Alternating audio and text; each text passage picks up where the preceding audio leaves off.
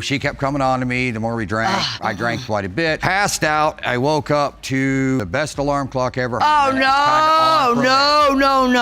Woo. I do not do that kind of stuff. Yes, you did. I'm sorry. So, yes, I did cheat with the guy, and I'm not saying that I didn't. Your Honor, I came home one day, Your Honor. This guy is sitting on my couch, Your Honor. On your couch? And she done made dinner or lunch, whatever you want to call it, for this guy.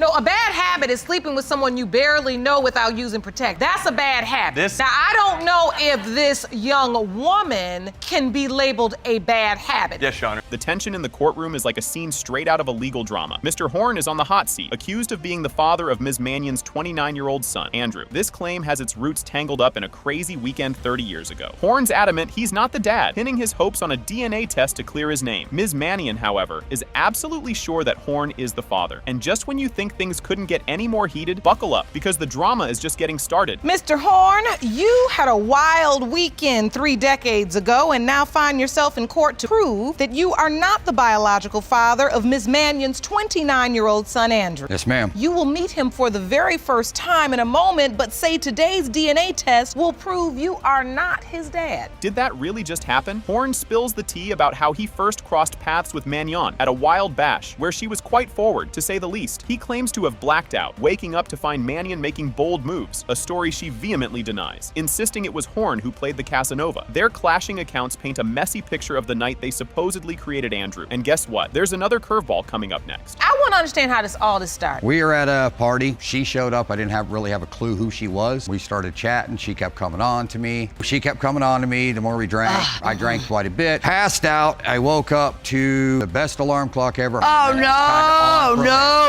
Woo. I do not do that kind of stuff. Yes, you did. I'm sorry. No, I did not. This testimony is a total game changer. Enter Andrew Haight, the supposed son, who takes the stand and drops his own tale of family mystery. He talks about growing up clueless, thinking his grandparents and then his mom's hubby were his real parents, only to have his world rocked as a teen, learning they weren't his biological folks. This bombshell paves the way for a massive paternity puzzle. Don't go anywhere. The emotional roller coaster is just getting started. Your son Andrew is here. Ron, can you please grab Mr. Haight?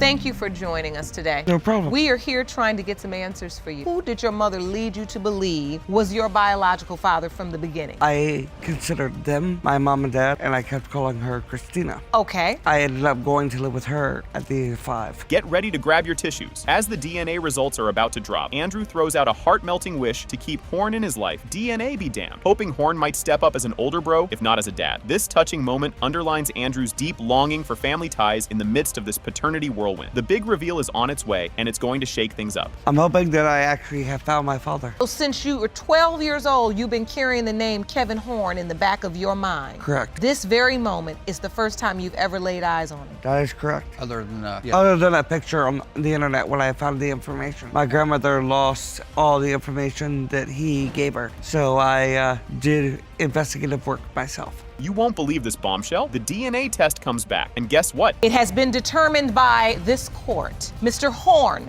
you are his father.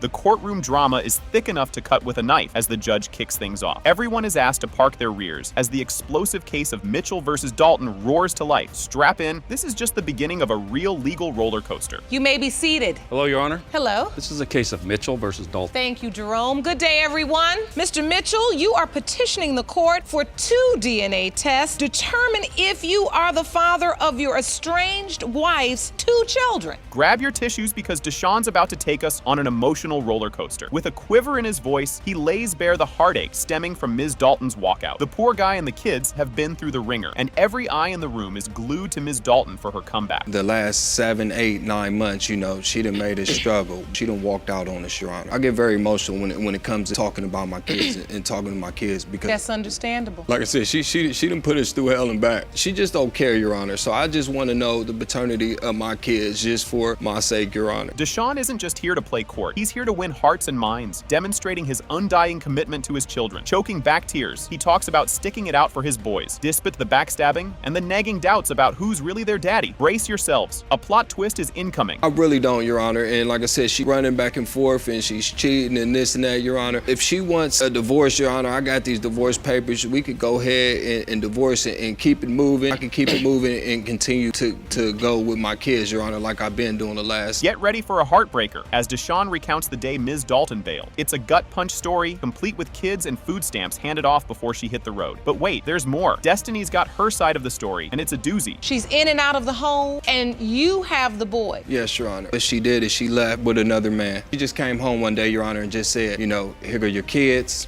take the kids, take the food stamp card, and just walked out and just left. That's not what happened. And so Now, Destiny's in the hot seat trying to clean up her act. She's on the defense about her financial input and why she jetted, pointing fingers at Deshaun's lack of support. The courtroom is buzzing, and just when you think you've seen it all, the judge jumps in with some wisdom. He didn't work, he gambled, he Your Honor, didn't do anything Your Honor, that he was supposed to do as Let her finish her testimony. I'll give you a chance to respond. As a husband and as a father, if we were going to work together and do things, and like I said, it was something that I was bearing on me by myself alone, and he didn't care about it. I just got tired. But he's raising the children. Yes, Your Honor. The judge isn't just a figurehead. He's dropping knowledge bombs about what being a parent really means. While tipping his hat to Deshaun's efforts, he reminds everyone that it's all part of the parental job description. The air's thick with anticipation as deeper truths about their union are unveiled. But it's also what a parent does. Yes, Your Honor. You're absolutely right. Get it done. Whatever she calls her eloping or whatever she calls herself doing, I don't know what she does. She have these spurts and these moments where she feels that if we get into an argument, it's okay for her to stay out all night or to stay gone for a week. Age is more than just a number in this courtroom drama. The judge points out the eyebrow-raising age gap and the tender years at which Destiny tied the knot. As the audience murmurs, the stage is set for even more jaw-dropping revelations. How long have you been married? 2 years. 2 years. So you got married when you were 19? Correct.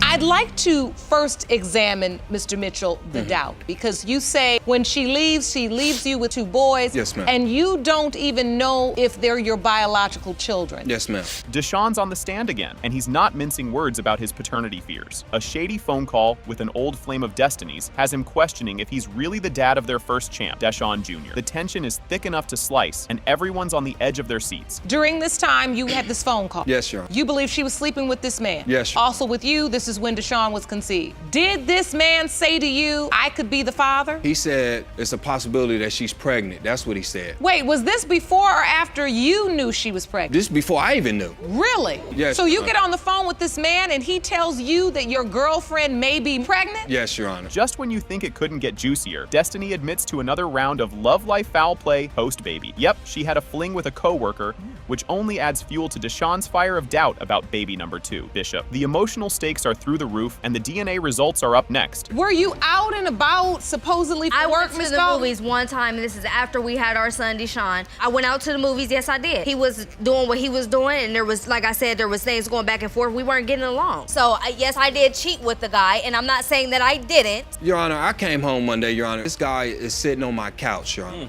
On your couch? And she done made dinner or lunch, whatever you want to call it, for this guy. As the DNA drama peaks, the future of their relationship hangs by a thread. Deshaun ponders the what-ifs of the paternity results, questioning whether their marriage can weather this storm. The courtroom holds its breath for the big reveal. So what if one or both of these children are not your biological child? Then where do we go from here? Well, I wouldn't want to split the kids apart, Your Honor. I would still be in the kid's life. I just need to know. And if both children aren't yours, can this marriage survive? No, it's no way. The DNA verdict is in. It has been determined by this court. Mr. Mitchell, you are Deshaun's father. Ron, the ever-eloquent court clerk, sets the stage for the showdown of Jenkins versus Bond. Everyone's exchanging formal greetings with a dash of cheeky warmth, like a bizarre family reunion. And trust me, you won't want to miss the juicy details that are about to unfold. Good morning, Your Honor. Good morning. This is a case of Jenkins v. Bond. Thank you, Ron. Good day, everyone. Mr. Jenkins, you reached out to the court to open a case. You believe that you have a long-lost daughter and hoped to one day find her to prove you are her father. Is that correct? Yes, Your Honor. Enter Ms. Bond, taking her place behind the left podium like it's the final rose ceremony. Judge Lake welcomes her, then dives right into the drama, probing her knowledge of Mr. Jenkins. Ms. Bond is all skepticism and side eyes, claiming she's never heard of this supposed dad. The evidence she whips out next could turn this courtroom into a reality TV goldmine. This as evidence, his name isn't even on my birth certificate. Ron, can you pass me that evidence, please? So you don't believe he's your father? No, Your Honor. Because you've never heard of him? Never heard of him. No one has ever spoken of him. I've never seen any pictures. My mother never even spoke of him, brought him up in no conversations whatsoever. As the tension thickens, Ms. Bond pulls out the big guns, her birth certificate. Plot twist. Jenkins' name is MIA on the daddy list. The judge scrutinizes the document handed over by Ron, while Ms. Bond stands firm on her non-paternity stance. Jenkins' response? Get ready for some Emmy-worthy emotional theatrics. Under father, legal name, nothing is recorded. But you were raised by a man that you believe, you were told was your biological father. He died in a car accident in 1999 with my mother, and I believe that that was my father. Cue the violins because Mr. Jenkins is about to take us on a field trip down memory lane. He passionately recounts his love saga with Ms. Bond's mom and his unwavering belief in his fatherhood. He even has an ultrasound picture as his ace evidence. The judge's face, a masterpiece of suspense. No one's ever told me anything. And Mr. Jenkins have known about this young woman all her life. I've been looking for her over 24 years, Your Honor. Me and her mother was in college together. I'm telling you, she was banging. I mean, she was bad. I mean, she had a nice big back porch on her. That this pink jumpsuit on. Now brace yourself for a heart-wrencher. Ms. Bond shares her tear-jerking backstory of orphanhood and her battle with life's harsh curveballs, including a quest to regain her children's custody. The courtroom is all ears and sniffles. Jenkins' next move? It's a heart-melter for sure. Ms. Bond, after your mom passed and your dad, who took care of you? A relative on my mother's side. Did you know she was there? Yes. I'd like to hear more about what life was like after your mom and dad passed away for you, because now you're growing up without your parents. I felt alone. You know, I didn't have anyone to talk to. I didn't have anyone. I lost my mother. Take your time. Just as you're reaching for the tissues, Mr. Jenkins steps up like a hero in a Hallmark movie. He promises to play dad, no matter what the DNA says, aiming to mend fences and warm hearts. It's a grand speech that could soften even the stoniest judge. No, you don't have to worry about that. See, because I'm a man, I'm gonna step up and do what I gotta do. My job is to protect you and to love you, you know. Now, I missed that. I missed that growing up. I didn't have a father figure to tell me, you know, right from wrong, boys to today. I made a lot of wrong decisions and I made a lot of mistakes because I didn't have anyone there to guide me. Well, you got me now. I want to love you. Tension skyrockets as Jenkins details his decades-long search for Ms. Bond, venting about dead ends and cold trails. His determination is palpable, like a detective in a noir film, but with more family photos and fewer cigarettes. What happens next? Only the scriptwriters know. I've been looking for you over 24 years. Ron, let me see that evidence. I'd like to submit this to the court. That's one of your numbers that I have. I had contacted Ms. Bond before. I've never received a call. Was that your phone number? It might have been. I have so many numbers. don't I remember? really don't remember. I've never got a call. I've never got a text, a letter, nothing. I've been Googling her. All these different sites. I've been doing all. Doubts creep in as the plot thickens around Jenkins' past decisions. Why no wedding bells? With Ms. Bond's mom, Jenkins dives into a monologue full of regrets and what-ifs, adding layers to his troubled hero persona. The upcoming revelation will either break hearts or mend them. How did it end? It seemed like you all were in love and you were having a baby and you've got ultrasound pictures. What happened? Outside people putting stuff in her head, turning her against me. The more I was trying to do things, we was both going to school. I'm sorry, I still don't believe that's the reason to break up with someone, letting outside people get into your relationship. If you really loved her, you would have stayed, regardless of whatever was going on. In a devastating twist, we learn Ms. Bond's mom reached out to Jenkins after years apart, only to die in a tragic accident before they could reunite. It's a storyline ripe for a country song, leaving the courtroom hanging on every word. The DNA test results up next. They might just break the internet. It has been determined by this court. Mr. Jenkins, you are her father.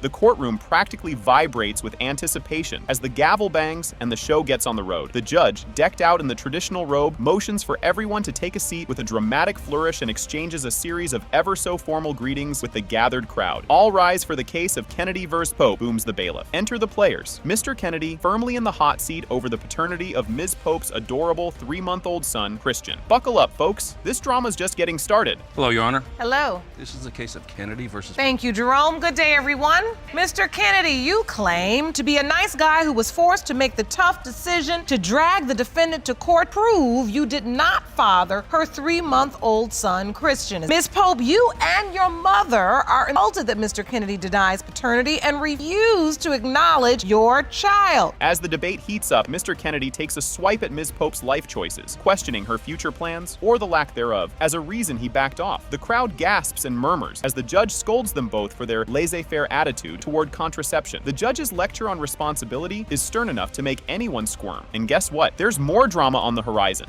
No, a bad habit is sleeping with someone you barely know without using Protect. That's a bad habit. Now, I don't know if this young woman can be labeled a bad habit. Yes, Your Honor. You did make the decision to kind of pull back from this relationship. Says he starts being a jerk and not returning my calls. The truth is, you were doing that. Yeah. The truth is inching closer, and boy, is it messy. The air is thick as Ms. Pope recounts the day she dropped the baby bomb on Mr. Kennedy. Tales differ wildly about who else might be the dad, which Mr. Kennedy uses to shield himself from the daddy title. Accusations of opacity throw another wrench in the works, making the paternity puzzle all the more perplexing. Brace yourselves. This roller coaster is hitting a loop. That's what I was trying to figure out. I didn't hear from her until after the child was born, saying, "You're the father." I'm not about to beg for support. Wait a minute, how did she tell you were the father? Through Facebook, I got messages. Jerome, let me see those messages. It is your testimony that she did not tell you she even had the baby until after the baby already here. She didn't tell you anything about the pregnancy, anything. You didn't hear from her until after the baby was born. Yes, I had messaged him the night that I went into some labor. messages. Emotions sky high when Ms. Pope reveals she sent Mr. Kennedy a Bobby pic on Facebook claiming Junior looked just like him. The plot twists. Mr. Kennedy remains skeptical, haunted by the ghost of potential daddy's past. The judge, now playing referee, emphasizes honesty in untangling this family feud. Don't touch that remote. The climax is just around the corner. And you sent a picture of the baby. Yes, it looks just like him. So when you saw this message, Mr. Kennedy, what did you think? Asked her straight point blank, "Are you sure it's mine?" Because the last information I was given, there were 2 other gentlemen involved. I'm gonna be the father I never had. So if that's this your child, promise, where is it at? You didn't tell me until after the child was born. Showing up How am I one supposed to time know is it's not my enough. child? You told me there were 2 gentlemen You involved. were never involving yourself to begin with. Prepare for jaw-dropping revelations. The courtroom drama escalates as both parties hash out the post-birth blues. Ms. Pope accuses Mr. Kennedy of playing the vanishing act, while he defends his honor, pledging to step up if the DNA fits. It's a tug of war over who's more responsible for the tiny human in question. Things are about to get even juicier. I have paternity papers and everything ready for him to sign. But I have the result, and that's going to determine whether or not he should execute those papers. Yeah, he never came to my door and said, "I'm ready to figure this out. Let's go do this. Let's get this done." This is it, the moment of truth everyone's been waiting for. The paternity test envelope is opened, and bam. It has been determined by this court. Mr. Kennedy, you are the father.